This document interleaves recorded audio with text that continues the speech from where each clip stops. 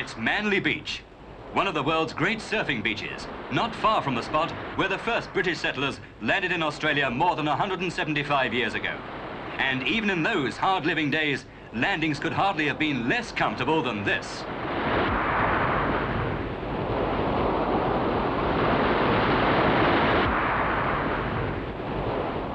Today's settlers, the new Australians of the 1960s, are reaching Australia's shores from many countries at a rate of around 135,000 a year, and finding their way even into such traditional Aussie strongholds as the life-saving clubs.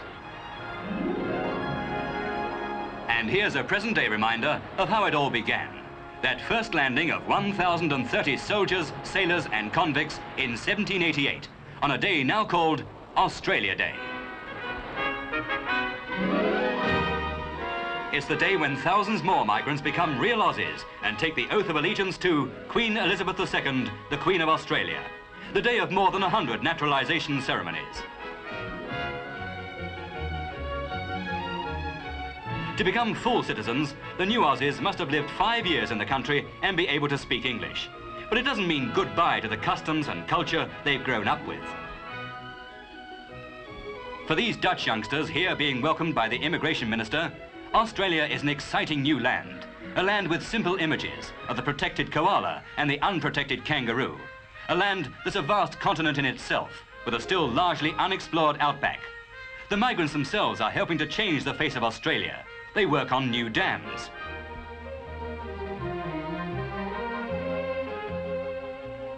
They work on the new Sydney, the harbour city that's growing skywards as fast as any in faraway Europe. They're helping to design it and to build it.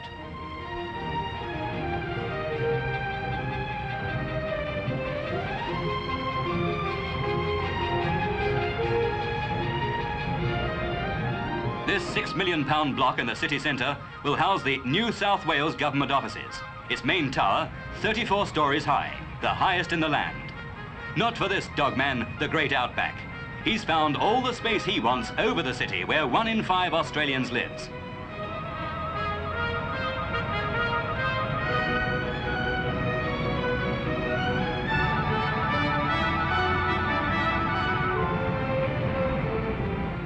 For other new Australians, work on an older landmark, the Sydney Harbour Bridge, now the symbol to tens of thousands of incoming migrants of a new life down under.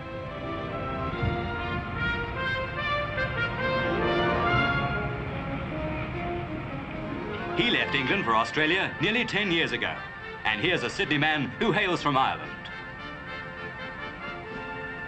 And a cuppa comes just as good, even when you're 12,000 miles away from the land of the tea break. Not all migrants are lucky enough to find the jobs they've dreamed about, but some do. 2 ex-Royal Navy men from England, Peter Richardson and Norman Bickley, have landed on their feet, or rather fins, in this oceanarium at Manly. Peter was a frogman and Norman in submarines. Now they keep an underwater date 3 times a day with 2,000 fish and reptiles, including some 20 sharks and 2 stingrays.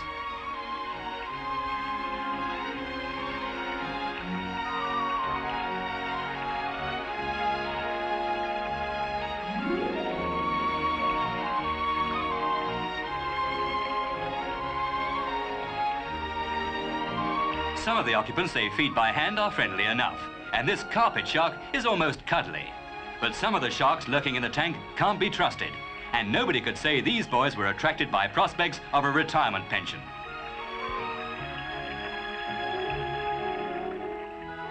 The motives of those who look for a new start in Australia are as varied as the migrants themselves.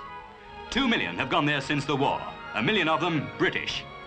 For half of the British migrants, the cost of the journey halfway around the world is £10 under the Assisted Passages Scheme, and 2 out of 5 of them are being flown out by the country's international airline. For these families, it means a whole day in the air, a marathon flight from London in near 600 miles an hour hops between such places as Athens, Cairo, Karachi, Bangkok and Singapore. Some will find Australia far different from the country they'd imagined. Down there, Port Kembla, with one of the biggest steelworks in the British Commonwealth. And now, Sydney, and the start of a new life half a world away.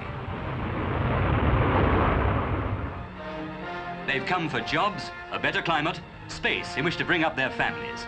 They've come with clear ideas and modelled ones. Some will settle, others will go back one day. Most, in the beginning, will feel their way.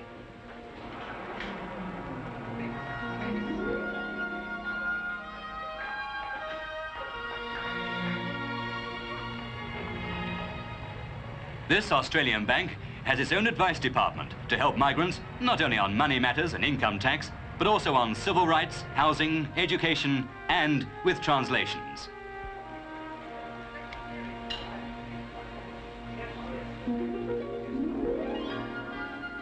This couple from Europe have gone to live in Wollongong, a town just down the coast from Sydney that seems to grow with every day. For the husband, a job in the nearby Port Kembla Steelworks among men from 30 countries.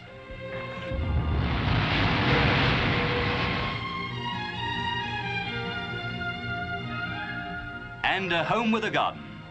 7 out of 10 Australian houses are owner-occupied, and 90,000 new ones a year are going up. By European levels, the standard of living is high.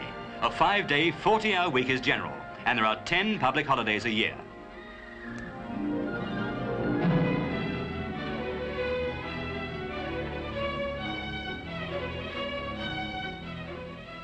The cost of living is not much different from that in Britain, and Saturday morning in Wollongong is like Saturday morning in 1,000 places in Europe.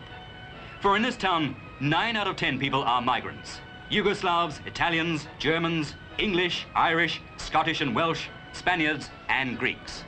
30 and more different nationalities, 30 and more different cultures. Integration is a gradual process. A Greek wedding such as this is a reminder that migrants often cling to their national groups long after they've settled in their adopted land.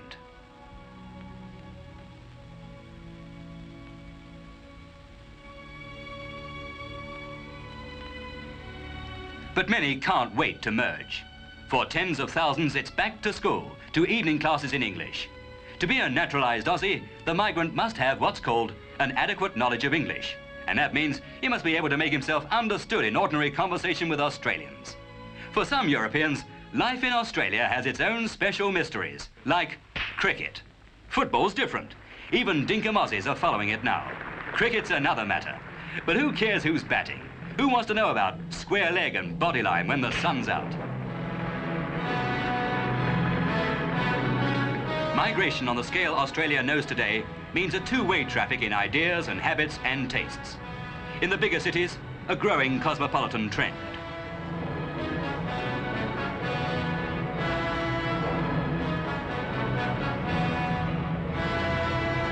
In the high streets, more delicatessens.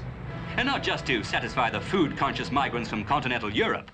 Those steak-minded dinkum Aussies are now going in for frankfurters and mortadella, liverwurst and salami.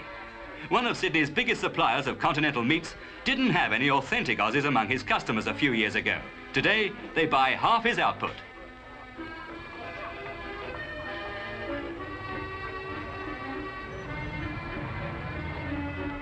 With chefs from Europe among the new Australians and head waiters, eating out is a growing habit in the bigger cities, and Paris has nothing on some of the restaurants.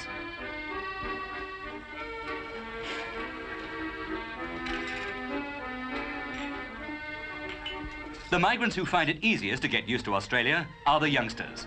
And for those still at school, naturalisation is automatic when their parents become full citizens. When you're young, there's no problem in getting used to new ways. Down under soon becomes home.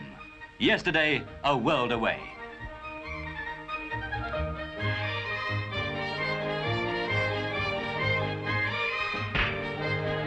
They merge naturally into a new generation of Australians.